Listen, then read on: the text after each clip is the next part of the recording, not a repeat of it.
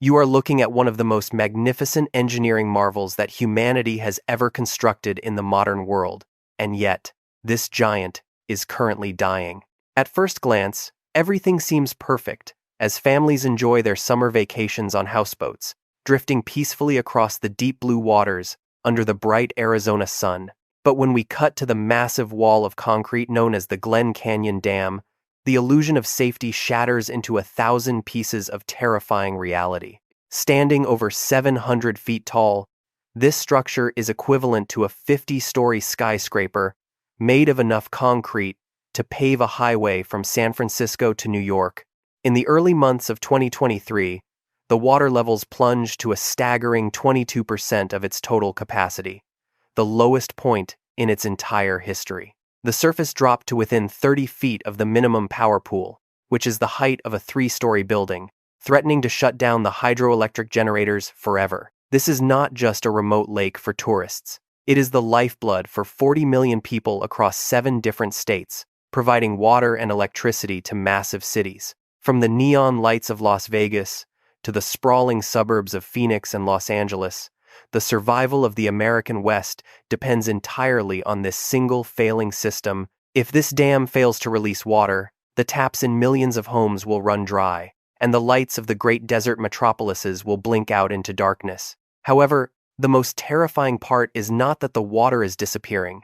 It is that the entire system was designed around a number that simply never existed. We are witnessing the slow collapse of a dream built on faulty data, an empire of dust where the physics of nature is finally reclaiming its ancient, sovereign territory. To understand why we are standing on the brink of disaster, we must travel back in time to the year 1922 in the city of Santa Fe. 7 men, led by future President Herbert Hoover, gathered to divide the liquid gold of the Colorado River among the growing states of the American West. They believed they were masters of the desert, capable of taming a wild river and securing the prosperity of their people for many centuries to come. At that time, their primary goal was simple: provide a legal framework to share the water before the fastest-growing regions could claim every single drop for themselves. They looked at the data they had collected over 17 years, from 1895 until the year they sat down to sign the historic agreement.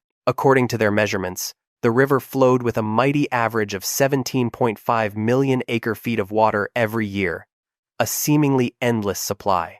Confidently, they signed the Colorado River Compact, allocating 7.5 million acre-feet to both the upper and lower basins, plus a share for Mexico. But there was a fatal flaw in their logic that no one in that room could have possibly predicted or even dared to imagine at the time. The 17-year period they used to calculate the future of the entire western United States happened to be the wettest era in over 1,000 years. They were essentially basing the survival of 40 million people on a statistical anomaly, a brief moment of abundance in an otherwise arid and harsh landscape. Modern science, through the study of ancient tree rings, has since revealed the brutal truth that the river actually averages only 13 to 14 million acre-feet. This means that since the very first day the compact was signed, the states have been legally entitled to more water than the river actually provides. We have spent the last 100 years living on a massive water credit card, spending wealth that nature never actually deposited into our collective bank account. Every single year, there is a massive gap between what people are promised on paper and what actually flows through the canyons toward the thirsty cities. Since the year 2000, the situation has turned from a quiet concern into a loud, screaming emergency as the average flow dropped even further. We are now seeing an average of only 12.4 million acre-feet, while the total legal allocations remain stuck at 17.5 million. This creates a massive hole in the system of 5 million acre-feet every year, water that simply vanishes into the hot air and the dry soil. You might wonder why no one has simply fixed the treaty or changed the numbers to reflect the harsh reality of the 21st century climate. The answer is found in the complex web of politics and greed, where no state is willing to give up its legal right to the water. Changing the compact would mean admitting that the growth of cities like Phoenix and Las Vegas might have to stop, a reality no politician wants to face. So, the illusion continues. with engineers and lawyers frantically moving water around like a shell game, hoping that rain will eventually solve their impossible problems. But you cannot negotiate with the laws of physics, and gravity does not care about legal documents or the political ambitions of men in expensive suits. The river is exhausted, the reservoirs are nearly empty, and the ghost of the 1922 agreement is finally coming back to haunt the living. To truly grasp the danger, you must imagine a giant bathtub where the drain is located halfway up the side rather than at the very bottom as you would expect. This is the fundamental design of the Glen Canyon Dam, a massive concrete fortress that was never built to function once the water levels dropped below a certain point. Engineers in the 1960s designed this system with the arrogant assumption that the American West would always have an endless supply of rushing water from the mountains. The first critical threshold is known as full pool, sitting at 3,700 feet above sea level, where the lake stretches for nearly 300 miles through canyons. During the legendary floods of the 1980s, the water reached this peak, nearly overwhelming the spillways and creating a spectacle of power that we may never see again. But as we descend the staircase toward catastrophe, we hit the second threshold called minimum power pool, located at 3,490 feet above the ocean. At this dangerous level, all 8 hydroelectric turbines must be shut down immediately to prevent a terrifying physical phenomenon known as cavitation from destroying the massive internal machinery. Cavitation occurs when tiny air bubbles form in the water and explode with enough concentrated force to literally rip through solid steel as if it were soft butter. In March of 2023, the water level was only 30 feet above this disastrous line, bringing the entire regional power grid to the very edge of total collapse. Below that sits the final, most terrifying threshold of all, dead pool, which occurs at exactly 3,370 feet above the level of the sea. At dead pool, the water drops below every single intake pipe, meaning not a single drop of water can flow downstream to the millions of people who depend on it. Approximately 1.7 million acre-feet of water would be trapped behind the dam forever, with no bottom valves or emergency drains available to release the stagnant liquid. The engineers did include a set of backup pipes called river outlet works, but these 96-inch tubes were only intended for occasional use during periods of extreme flooding. They were never designed to handle the full, constant pressure of the entire Colorado River, and the physical stress is already starting to cause significant structural damage today. In 2024, the Bureau of Reclamation had to apply emergency epoxy coatings to these pipes because the vibrating water was literally eating away at the reinforced steel linings. However, this is merely a temporary bandage on a mortal wound, as these small pipes simply cannot carry enough water to sustain the massive reservoirs located further downstream. If Lake Powell hits dead pool, Lake Mead, the largest reservoir in the nation, will also lose its primary source of water, leading to a catastrophic domino effect of dryness. The city of Las Vegas, which draws almost all of its water from Lake Mead, would find its sophisticated intake straws sucking nothing but hot desert air and dust. This is not just a temporary power outage. This is a permanent loss of the most basic necessity for human life in one of the harshest environments on Earth. As of February 2026, the water sits at 3,531 feet, representing only 25% of the total capacity that is actually usable. The negotiations for how to manage the river after the year 2026 are still deadlocked between the states that occupy the upper and lower water basins.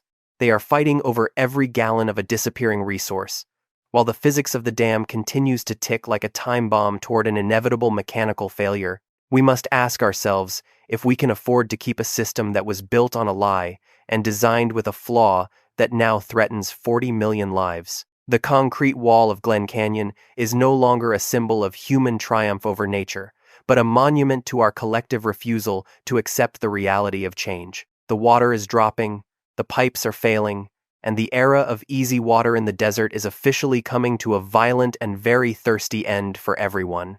But even if we could fix the engineering flaws of the dam, we cannot fix the sky, which has been hiding a secret for over 1,000 years. To understand why the water is vanishing, we must look beyond the concrete walls and gaze upon the entire landscape of the American West, from a high orbital perspective. This is not merely a local problem for a single dam, but a continental shift in weather patterns that has been unfolding across 7 massive states for several decades. Scientists have recently confirmed that we are currently living through a mega-drought that is the most severe dry period the region has experienced in 1,200 long years. Researchers at UCLA published a groundbreaking study in 2022, proving that the period from the year 2000 was the driest since the 9th century of our era. By analyzing the growth patterns of ancient tree rings across the Southwest, they found that nature has not seen such a lack of moisture since the Middle Ages. However, this current disaster is different from the ancient droughts because humans have now added a dangerous new variable to the delicate physics of the global climate system. 42% of the severity of this modern mega-drought is directly caused by the rising temperatures resulting from human activity and the release of greenhouse gases into the atmosphere. Since the year 2000, the average temperature in this region has risen by 1.6 degrees Fahrenheit compared to the middle of the 20th century. While 1.6 degrees might sound like a small change to a casual observer, it is enough to fundamentally alter how water moves through the entire natural environment. Hotter air acts like a giant sponge, sucking moisture out of the soil, the plants, and the rivers before it ever has a chance to reach the reservoirs downstream. Even when the winter snow falls in the mountains, the parched earth now absorbs the runoff, leaving the river channels empty and the lake beds exposed to the sun. Scientists now use the terrifying term aridification to describe this permanent shift, which is far more dangerous than a temporary drought that eventually ends with a season of rain. Aridification means the desert is not just visiting, it is moving in forever, transforming once productive lands into a barren landscape that can no longer support millions of modern inhabitants. The consequences of this environmental shift reach far beyond the borders of Arizona and Utah, affecting the food security of the entire population of the United States of America. Take the Imperial Valley in California, where 30% of the winter vegetables consumed by Americans are grown using nothing but diverted water from the shrinking Colorado River. If the river stops flowing through the Grand Canyon, the grocery store shelves in New York City and Chicago will soon become empty and devoid of fresh, affordable produce. We are witnessing the slow-motion collapse of an agricultural empire that was built on the fragile promise of a river that is now being evaporated by a warming sky. Since the year 1920, the flow of the Colorado River has decreased by more than 15%, even though the total amount of precipitation has remained relatively stable. The clock is ticking toward a moment of reckoning where we must choose between 2 impossible futures for the dying heart of the American West. On one side, environmentalists argue for the total dismantling of the dam to restore the natural flow and heal the ancient ecosystems of the Glen Canyon. They dream of a day when the wild river carries the accumulated silt away and the hidden wonders of the canyon floor finally emerge from the darkness. On the other side, millions of people depend on the electricity and water provided by this massive structure, making its sudden removal an absolute humanitarian and economic catastrophe. These supporters believe we must use every ounce of our modern technology to modify the dam and preserve the civilization we have spent a century building here. Look again at that white bathtub ring on the red cliffs, a ghostly reminder that the world we once knew is disappearing with every inch the water drops. The question is no longer if the system will fail, but rather how we will respond when the taps finally run dry and the giant turbines stop spinning. Would you choose to destroy the dam to save the river? Or would you fight to keep the concrete wall standing to save 40 million human lives? We invite you to share your thoughts in the comments below because the future of the Colorado River is a decision that will soon belong to all of us. This is the final warning for a thirsty empire, where the silence of the desert is the only answer left for those who wait for the rain.